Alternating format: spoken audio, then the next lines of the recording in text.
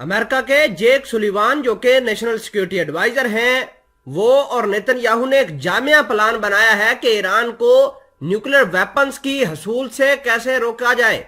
ईरानी जौहरी programme को रोकने के लिए दोनों मुल्कों ने अपने पत्ते शो कर दिए हैं।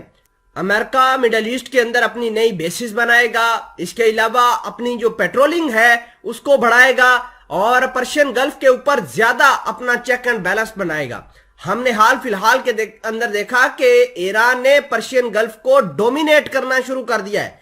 जैसा कि आपको पता है कि पिछले हफ्ते जुल्फिकार 1401 नाम की इन्होंने मिलिट्री ड्रिल ईरान वालों ने खत्म की है। उसके बाद इन्होंने एक और मिलिट्री ड्रिल का आगाज किया जिसके अंदर फर्जी अमेरिका के और फर्जी इजराइल के ठिकानों को तबाह करने की कोशिश की गई।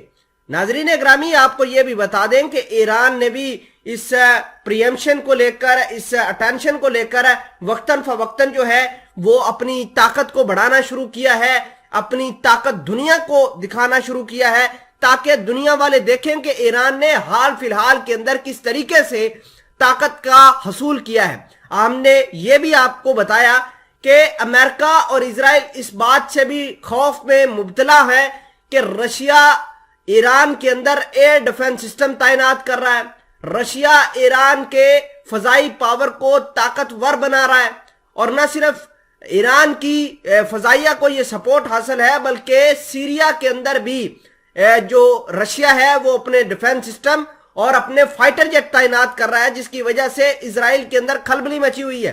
तमाम तर चीजें आज की इस वीडियो में डिटेल से डिस्कस करते हैं। छोटी सी गुजारिश है कि आप हमारा यूट्यूब चैनल हसनात टीवी को सब्सक्राइब करके पास मौजूद घंटी के निशान को दबा लें ताकि लेटेस्ट न्यूज आप तक बर वक्त पहुंचती रहे। कल से अमेरिका के नेशनल सिक्योरिटी एडवाइजर 3 रोजा दौरे के ऊपर इजराइल आए हैं। इजराइल की जो नई गवर्नमेंट है नेतन्याहू की, उससे बातचीत कर रहे हैं। सबसे पहले बड़ा मुद्दा जो है वो ईरान का है। ईरान के न्यूक्लियर पावर प्लांट को किस तरीके से तबाह करना है, ईरान के एटमी जखीरे को किस तरीके से बर्बाद करना है, वो एक नई जामिया स्ट्रैटेजी बनाई जाएगी। हम आपको ये बताना चाहते हैं कि इजराइल और अमेरिका ने जो कार्ड खेलने थे वो खेल लिए हैं और उसका एक एक कार्ड जो है वो नाकाम हुआ है।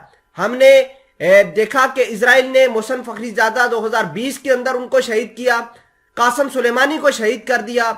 इसके अलावा ईरान के न्यूक्लियर पावर प्लांट जो कि नतान्स के अंदर मौजूद है उसको तबाह कर दिया।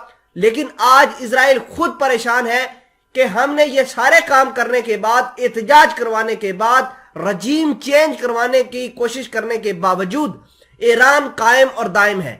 आपको यह भी बता दें कि सऊदी अरेबिया के मामले को भी लेकर इजराइल और अमेरिका के दरमियान डिस्कशन हुई है और सऊदी अरेबिया के जो शहजादा मोहम्मद बिन सलमान हैं उनको टेबल टॉक के लिए कन्विंस किया जा रहा है इजराइल की जानिब से। और इजराइल सऊदी अरेबिया के ऊपर प्रेशर बना के अमेरिका और सऊदी अरेबिया के ताल्लुकात को बेहतरीन बनाने की कोशिश करेगा।